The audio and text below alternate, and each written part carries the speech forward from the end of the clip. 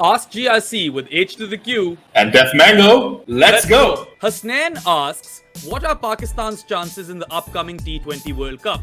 Does Pakistan have the capacity to do well in Australian conditions now that Babar and Rizwan are doing well? Yeah, look, BQ, I think our chances are good. We have to remember that we did have a really good tournament last time. We just had one bad game. And at the end of the day, it's important how we go about in those knockout games. I think we've got the pace, we've got the spin, we've got the batting. I would back Pakistan to do well. I think, inshallah, we should definitely be looking at the final four. And then look, after that, luck comes into it a little bit. But hey, we tend to do well in World Cups in Australia. So hopefully Babar Azam for PM in, 2047? There you go. So yeah, I think we should do all right. Absolutely, I concur. I do think Pakistan have a very formidable unit in T20 internationals. And even though Australian conditions are foreign, they're big grounds. And Babar and Rizwan's running between the wickets. That I think will play a crucial role in this World Cup. I also have Pakistan down for the final four. And beyond that, it's just the luck of the draw. All right, BQ. So Hassaan is asking, I can see from his profile, he's an Islamabad fan. So it's a good question to ask. Do you think Shadab is a good option at number 4 for Pakistan? That's a brilliant question, Hassaan. I mean, given Shadab's success for Islamabad United at the number 4 position, I think it's worth a shot. It's an experiment definitely worth trying, and he has had success in domestic cricket, and Pakistan currently do have that middle order issue. I would say, though, this is only a fix for Pakistan in T20 cricket potentially, not in ODI cricket for me. Yeah, I would agree. I would agree with you, Bahram. I think it's worth a try, and we have nothing to lose. And I just think Shadab's mindset, he's not afraid. He's going to go out there, and I think we need to start backing our boys the way they play for their franchises, giving them that belief. He's shown he can do it. So I'm with you. In T20 cricket, absolutely. Zuhair Asif asks, why is Ahmed continuously ignored after the World T20? Even in ODIs, he can play at number 6 as a proper all-rounder. It's a good question, but I just think it's a bit of what the selectors and the captain are looking for. Look, you have Nawaz, you have Shadab. Ahmed has done well for Pakistan in the past in white ball cricket. Nobody can take that away from him. I just think maybe his form in the PSL and otherwise hasn't been as good as they would have liked. It's a really good option to have. Can he play at 6 as an all-rounder? It really depends on the situation, Bahram. Look, he has done it in the past. He's had some bad moments, but Nawaz is flying right now, is doing well. Shadab, unless the situation requires 3 spinners. At the moment, you don't think it's working out for him. So maybe it could be that reason. I don't think there's any other reason. I think if he's performing well, the team management will always look to include him. I will say this about Ahmed Wasim, that he is very clutch in ODIs, given his performance versus Afghanistan in the 50-over World Cup. And he does have that knack of taking Pakistan to the finish line. But I have a few complaints as well. One, of course, is his approach versus the short delivery. I don't think he has that quite figured out throughout his career. And also with the ball, I feel he isn't as consistent anymore.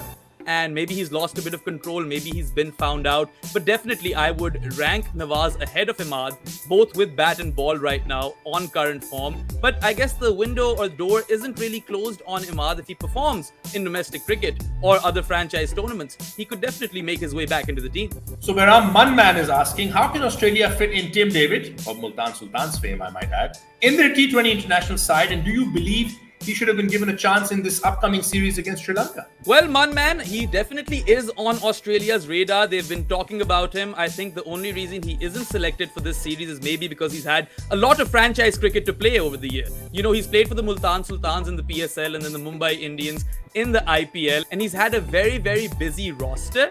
But for sure, Tim David, the strike rate that he plays at, in the middle order, the way he comes and hits sixes from ball 1, not very many players in the world can do that. And Australia will definitely have to inevitably slot him in there in the middle order somewhere, maybe in place of Steve Smith, because you can't drop Glenn Maxwell or Mitchell Marsh. So I feel like Smudge might have to make way for Timbo. Or we do the right thing, give him a Pakistani passport and put him in the team, because he's exactly what we need.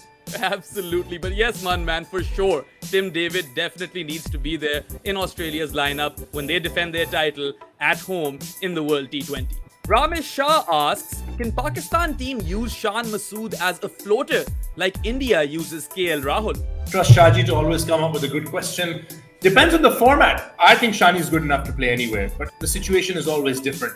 He's batted at 3 for Multan in the past. He's done well at that position. But can Shani come in at 5 and, bat at that situation always?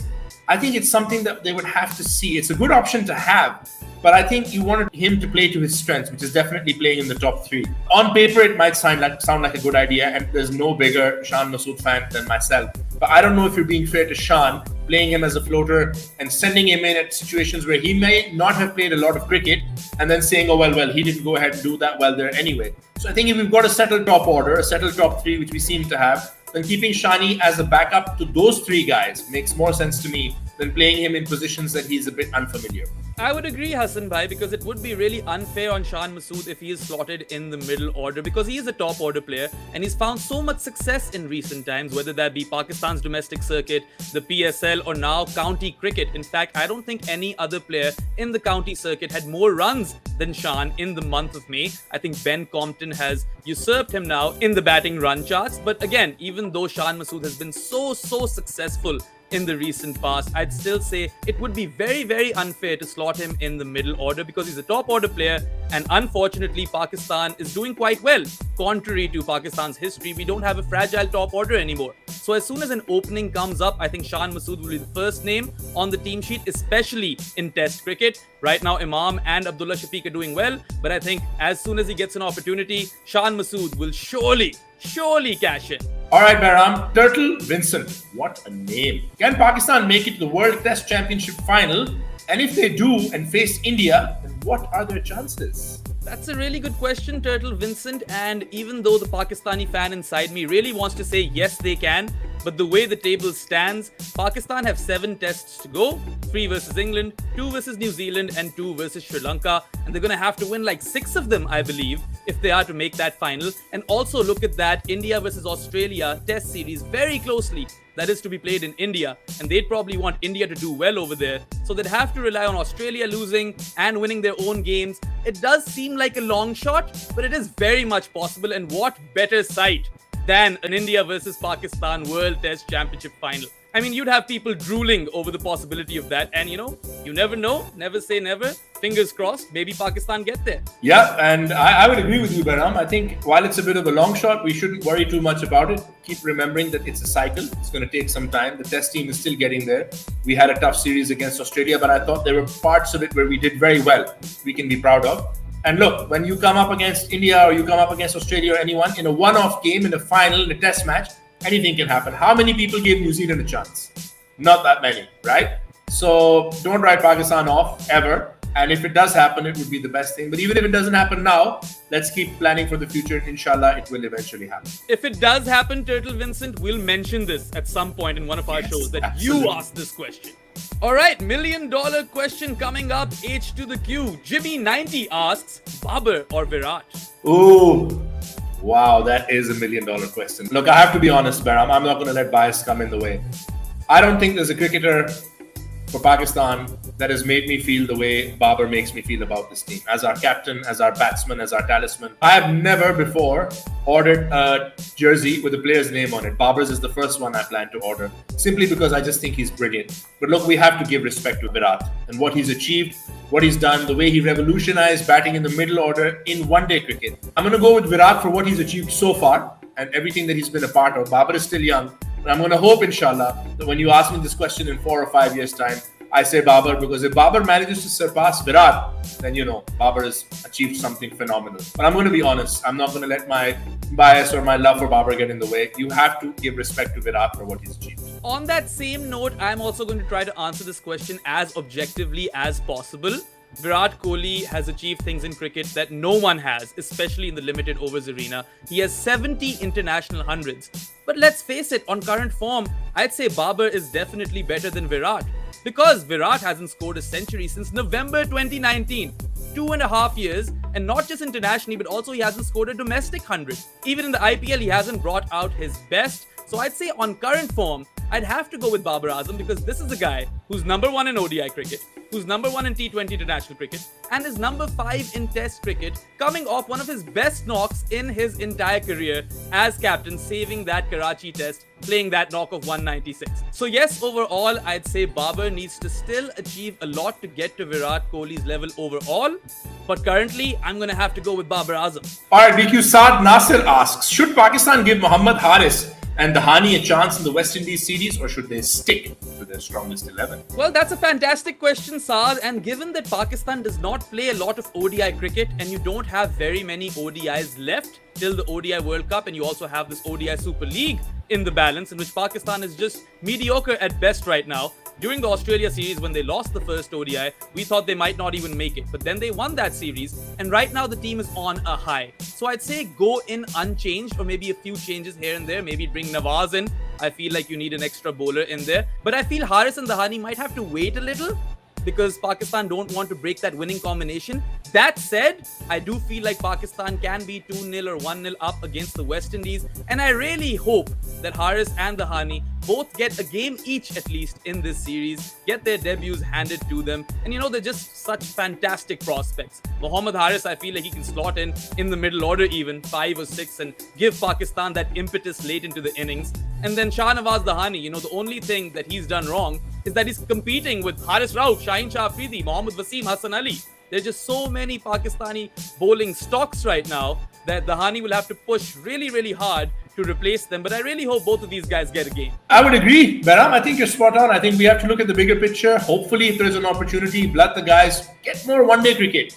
We need to play more one-day cricket. We need to go, maybe try and figure out ways for teams like Ireland and Holland and other teams to come over here, play in Pakistan. So we're playing more one-day cricket. We just have not had enough one-day cricket since the World Cup has ended. And if there's an opportunity to give the boys a chance, yeah, I agree with you. They would both be amazing. It would be nothing better than seeing Dhani make his one-day international debut in Multan. But again, it all depends on the situation. KHJ2001 asks, do you believe that the retirements of Ross Taylor and BJ Watling have left a huge void in New Zealand's middle order, one which cannot be easily fulfilled? I was thinking about that, and then look at what New Zealand did today. So I think Mitchell and Blundell took that question to heart. KAJ2001, they said, all right, you think we can't do it? And they're both on the verge of getting hundreds of lords. Look, New Zealand always managed to find a way. Initially, also, when the likes of Watling and Taylor came in, it was replacing players who'd been there for a very long time. This is a country that has a very good setup when it comes to producing tough players. And I think they're producing those kind of players. So it might take some time. They may not go on to achieve what Watling did. Very important player, very underrated player. Someone I don't think got as much respect as he deserved. He was quite brilliant, BJ Watling, as a wicketkeeper batsman. And then Ross Taylor's legacy speaks for itself, what he went on to achieve with New Zealand. But I think they've got the batting depth. They've got a lot of good players. Look, they've even managed to take advantage of South Africa's situation. Have someone like Devon Conway just come in, and what is he doing? Getting hundreds and double hundreds every other game. He has 5 or 6 international hundreds, and he's played like 12 games. So I think New Zealand will manage to fill it. Might take some time, but New Zealand have a way of getting it done. They back their players. I think they'll believe in themselves. Yeah, I'd like to add to that. I do think that Ross Taylor too is very, very underrated. I think of the past generation, he was one of the stalwarts in world cricket, not just New Zealand cricket, averaging in the high 40s in both tests and ODIs. And I feel that he also didn't get the credit that he deserved at international level. I think he was a legend for New Zealand cricket, and those are serious shoes to fill, huge shoes to fill. And BJ Watling, like Hassan Bhai said, so underrated, a very dogged wicketkeeper, brilliant behind the stumps, and was always there for New Zealand whenever the pressure was on, whenever the chips were down. So many innings of BJ Watling led to New Zealand's victory. And yes, those are two massive holes that New Zealand will feel that they need to fill. But then again, like Hassan Bhai said, to his point, New Zealand have always been a team that pushes above their weight, and they utilize their resources to perfection. And you're seeing exactly that on display right now at Lord's. Daryl Mitchell and Tom Blundell, they really make you feel like New Zealand aren't going to miss Ross Taylor and BJ Watling. Of course, there's a dressing room presence aspect to this as well. They will miss them, but maybe not so much, because New Zealand are a solid unit and they'll find a way to still remain relevant at the very top echelon of world cricket. All right, Baram. Ahmed Farooqui asks, would you be willing to replace an all-rounder like Iftikhar or Khushdil with Usman Qadir in the starting 11 for the T20 World Cup, given that he has the experience of playing in Australia? That's a fantastic point, Ahmed. Just because Usman Qadir has actually played in Australia in the domestic circuit, I definitely have him in the squad. I've always liked the idea of having two leg spinners, going in with two leg spinners, and maybe both Shadab and Usman Qadir don't play in the same game, but it would be nice to have him as a backup. Would he be replacing Khushdil or Iftikhar though? I'm not so sure about that, because they're batting all-rounders and Usman Qadir is an out-and-out leg spinner. I will say this, that maybe instead of one of Khushdil or Iftikhar, you can slot in Mohammad Nawaz and maybe make space for a Fahim Ashraf, maybe a seam bowling all-rounder in Australia.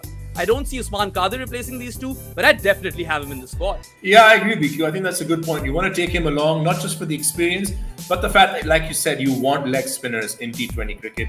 And look, I know Ifti is not playing at his best, but we know what he's capable of. And how do you drop Khushdil after the PSL that he had? Everything he touches turns to gold, man. Come on, look, I've got the shirt there. So come on. I don't think maybe not for those guys, but if the wicket's taking some turn, we want to go in with a couple of spinners.